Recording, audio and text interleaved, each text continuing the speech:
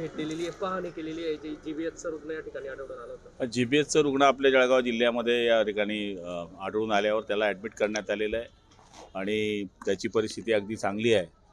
6 दिवसापासून त्याला ॲडमिट करण्यात आलेलं आहे या ठिकाणी आणि त्यांची माहिती घेतली असता आता त्यांची तब्येत स्टेबल आहे. सर, आरोग्य यंत्रणेनं काही सूचना केल्या का या संदर्भात आपण? हे बघा, ह्या आजाराच्या बाबतीमध्ये बऱ्याच लोकांना माहिती नाही, म्हणजे आमच्या सकट सगळ्यांना कोणाला माहीत नाही आहे. तर मी डॉक्टर साहेबांकडनं त्याची माहिती घेतली. तर हा आजार जास्त करून पाण्यापासून जर उकळलेलं पाणी पिणं हे आता सध्याच्या काळामध्ये गरजेचं आहे. पाणी चांगलं पिणं ही गरजेची आहे. त्याचबरोबर अन्न हे शिजवून खाणं, शिळं अन्न न खाणं, हात धुवून जेवण करणं, या सगळ्या गोष्टींचं जर पथ्य पाळलं तर आपण बऱ्यापैकी त्याच्यावर कंट्रोल करू शकतो. पण या गोष्टी आता जनतेनेसुद्धा पाळण्याची अत्यावश्यक गरज आहे.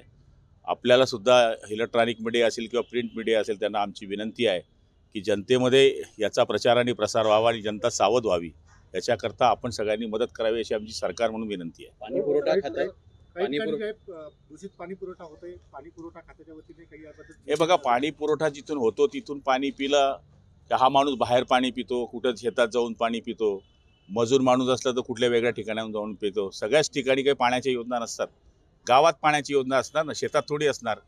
कुठे गेला तू बाहेर गेला तर तिथे कुठल्या तरी हपक्याचं तो पाणी पिला तर ते तिथे काय करणार आपण? शेवटी पाण्याची योजना ही गावात असेल तर गोष्ट वेगळी ना. हा माणूस कुठे, आपण आता 12 ठिकाणी फिरतो दिवसभरात.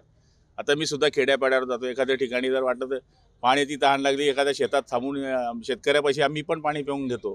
म्हणजे पाणी आपण जर नळद्वारे पाणी पिलेलं असेल आणि तिथे पावडर वगैरे टाकून जर हा विषय झाला असेल तर निश्चितपणाने ग्रामपंचायतीला आपण सूचना दिल्या आहे. क्लोरीन पावडर टाकणे, त्या ठिकाणी ब्लिचिंग पावडर टाकणे, या सगळ्या गोष्टी गावामध्ये स्वच्छतेकरता करणे, ह्या सगळ्या गोष्टी आपण सूचना दिलेल्या आहेत. पण तरीसुद्धा लोकांनी सुद्धा स्वतः काळजी घेणे अत्यावश्यक गरजेचं आहे. सुदैवाने रुग्णवाढ नाही अजूनपर्यंत या आजाराची, पण जर समजा येणाऱ्या काळात प्रिकॉशन म्हणून काही हे बघा, मी आता डॉक्टरांशी बोललो, त्यांनी या ठिकाणी आरक्षित केलेले आहेत बेड आणि त्याच्याकरता औषधीसुद्धा सरकार मोफत खर्च करते. GMCच्या मार्फत सरकारने सूचना दिलेल्या आहेत की एकही पैसा रुग्णाला इथे लागणार नाही. आज अर्थसंकल्प सादर झालेला आहे, कसं पाहताय तुम्ही? काही की हाईट्स तुम्ही ऐकले असतील याच्या? किसान कार्डामध्ये जवळपास 7 कोटी शेतकऱ्यांना या ठिकाणी दिलासा मिळालेला आहे. त्याची मर्यादासुद्धा वाढवलेली आहे. महिला सक्षमीकरणाकरताच्या सुद्धा योजना बऱ्याच या ठिकाणी घेण्यात आलेल्या आहे. त्याचबरोबर आपण पाहिलं असेल की प्रत्येक जिल्ह्यामध्ये कॅन्सर रुग्णालय करण्याची घोषणा सरकारने या ठिकाणी केलेली आहे. आणि आपण बघत असाल की महाराष्ट्राला 1.5 लाख कोटी रुपये मोदी सरकारने, केंद्र सरकारने या ठिकाणी दिलेले आहे. मला तरी असं वाटतं की सर्वसमावेशक हा अर्थसंकल्प या ठिकाणी मांडला गेलेला आहे आणि त्याच्यामध्ये महाराष्ट्राला मोठा वाटा मिळालेला आहे. किती गुण द्याल 10 पैकी अर्थसंकल्पाला? मी 10 पैकी 9 गुण देईल. भाऊ, दुसरा विषय होता, जितेंद्र आव्हाडांनी सध्या जो शालेय पोषण आहारामधला जो अंडी होती ते सकस आहार बंद केला, त्यावरून त्यांनी निशाणा साधलेला आहे की एकीकडे शाकाहारी विरुद्ध मांसाहार अशा पद्धतीने हे सारं वाद रंगवला जातो. कसं पाहता त्यांच्या टीकेला?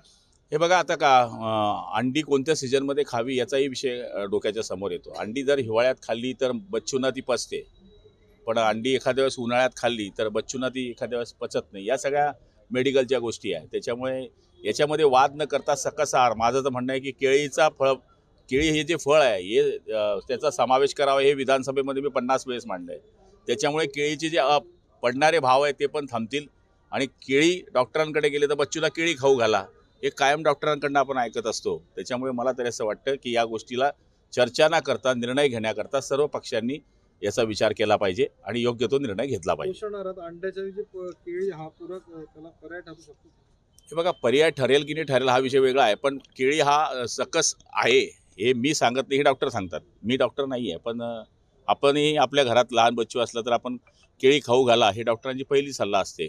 मग शाकाहार आला तर तिथे वाद येत नाही, मांसाहार आला तर वाद नाही. ज्याला वाटतं अंडी खावी त्यांनी अंडी खावी, ज्याला वाटतं केळी खायची त्यांनी केळी खावी. ओके.